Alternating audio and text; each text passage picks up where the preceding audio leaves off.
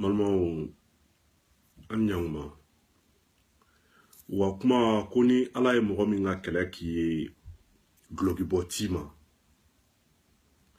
ala ye anw ka kɛlɛ k'an ye sabula an ka kolon wasara ne balimaw an ye manifestation min kɛ sibiri tɛmɛnen le 10 décembre an ka ambassade da la Paris mɔgɔ caman y'a faamu dɔw m'a faamu sabula olu yɛrɛ tɛ fɛ a ka faamu parce que manifestation t'olu arranger m'a fɔ aw ɲɛna an ka manifestation kun bɛ laɲiniba saba de kun b'an bolo laɲiniba saba an ye min ɲɛsin an ka faamaw ma k'a fɔ ko laɲini saba ninnu k'o bɛ maliyɛnw dɔrɔn de arranger min bɛ an ka faamaw arranger ani min bɛ malidenw arranger a fɔlɔ ko ka gɛlɛya min bɛ an balima maliyɛn minnu sigilen don Faransi kartinina ko la ko k'o gɛlɛya bɔ yen pewu a filanan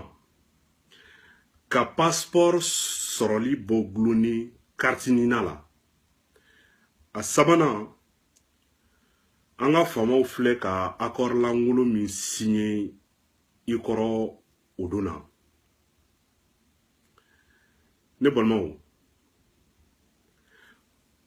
adamaden ala ye hakili kana k'a fɔ ni ɲɛ bɛ kojugu natɔla la i ka wuli sani kojugu ka si ma i ka wuli ka dangari k'a la anw ta y'o de ye kasɔnkaw ko sebe bolo bɛ mankan caman kɛ ni fiɲɛ ma lamaga a tɛ mankan kɛ anw bɛ mankan min kɛ kunba la accord yɛrɛ kɔrɔ accord kɔrɔ mun b'a kɔnɔ accord kɔrɔ ye bɛnkan k'i sigi ka fɔ ka bɛn kɛ fɛn dɔ la nka anw ka faama ninnu bɛ accord caman signé u ka fanga matarafali kama u tɛ miiri jamanadenw yɛrɛ la u b'a accord tɛgɛnɔ bila accord ninnu caman na anw ye accord in kɛlɛ kɛ k'a sɔrɔ kabini accord ma se sibiri don ne balimaw aw y'anw seere ye sibiri min tɛmɛna 10 décembre an ye accord min filɛ ka signé anw ye manifestation kɛ samedi dimanche u ye accord signé o y'a sɔrɔ bi m'an bila a kuma na réseaux sociaux sanfɛ bi m'an bila a kɛlɛ la dɛ fɔlɔ n'u kun ye maliyɛn minɛ u bɛ taa an ka consulat la laisser passer bɛ kɛ u bɛ taa ni maliyɛn ye n'an ka consulat ma sɔn ka laisser passer kɛ maliyɛn tɛ taa nka sisan maliyɛn mana minɛ u mako tɛ laisser passer la bilen maliyɛn bɛ se ka expulser ka taa Laginɛ walima ka taa n'a ye jamana wɛrɛ kan ne balimaw k'anw ka faamaw u b'an ka jamana fɛ u b'anw fɛ anw de dun y'u lasigi u sigi k'u ɲɛ anw de u b'anw de mara u bɛ balola n'anw ka taxe n'an ka impôt de ye refusé ye jɔn ye refusé ye mɔgɔ minnu bolila ka b'u fɛ yen mɔgɔ jɛman t'i boli ka b'i fɛ yen kasɔnkaw ko kɛlɛ tɛ mɔgɔ to i jayɔrɔ kɔngɔ minɔgɔ bana ani kɛlɛ ye mɔgɔ minnu na b'u fɛ yen ka taa kɛ gun ye wali jamana k'a bɛ fɔ olu de ma refusé o Union européenne yɛrɛ ye mun fɔ diɲɛ bɛɛ sariya ye mun fɔ ni mɔgɔ bolila ka n'i fɛ yen nin fɛn damadama in filɛ ka min fɔ bana minɔgɔ kɔngɔ kɛlɛ aw ka tɔɔrɔ kana sɔrɔ nka ale Europe kelen olu minnu bɛ leçon de morale kɛ mɔgɔw kunna wagati bɛɛ olu de bɛ na refuser kɛlɛ ni kɔngɔ ni minɔgɔ ni bana ye mɔgɔ min gɛn ka b'u fɛ yen olu de bɛ na olu cɛ tuguni ka taa n'u ye ani mɔgɔ min masaw y'u ka dugukolo feere k'u ka bɛganw feere k'u ka fɛnw bɛɛ feere walasa den kelen min b'u bolo cɛmanin kelen min b'u bolo walima musomanin kelen min b'u bolo n'o bɛ se ka taa fɛn ɲini ka na n'a ye ko ka segin n'olu ye a y'a kɛ to dimi bɛ n na kojugu tasuma bɛ n sɔn na ala n'i ka jamana ka di ye ni ɲɛ bɛ ko dɔw la kɛla jamana ala ne y'o de fɔ n ko Mali de ka di ne ka tɛmɛ ala ka dugukolo yɔrɔ bɛɛ kan an tɛ mɔgɔ si kɔ système le système Mali de filɛ ka kɛ jamana fɔlɔ ye ka tɛgɛnɔ bila ni bɛnkan langolo in na n'an b'a fɔ accord ne tɛ ATT mɔgɔ ye mais nin yɔrɔ in na n ka foli ni tanuni bɛ se an ka général Amadou Toumani Touré ATT a y'i ban ka ni accord langolo suguya ninnu de signé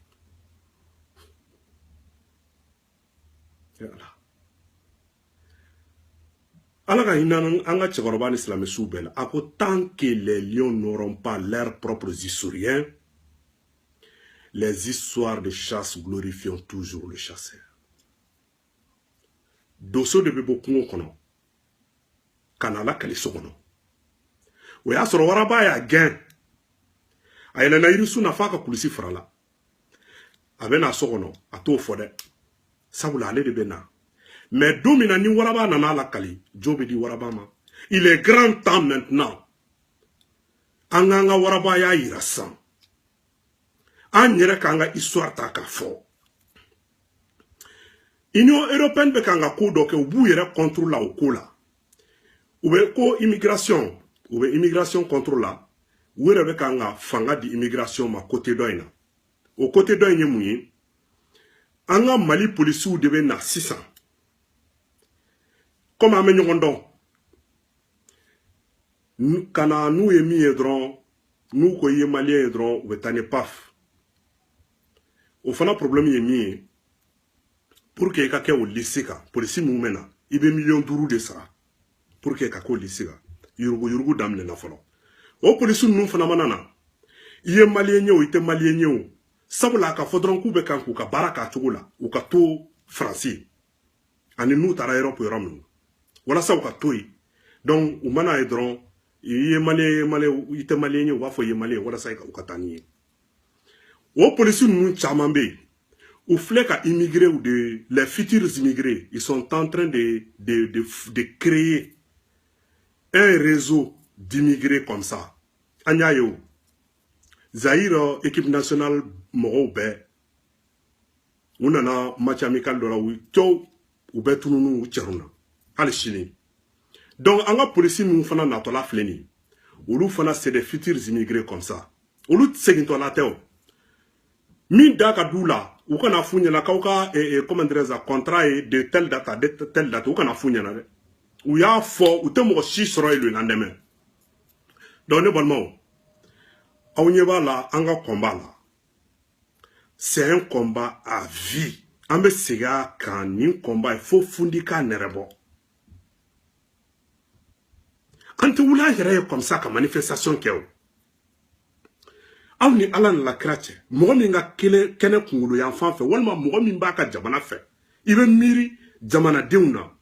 i b'i to i yɛrɛ la cogo di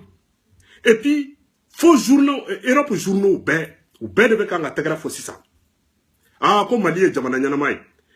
puisque le Mali a été le premier Mali de filɛ ka kɛ a fɔlɔ ye k'a tɛgɛnɔ bila nin na ala ne balimaw Mali population aw de ye président ye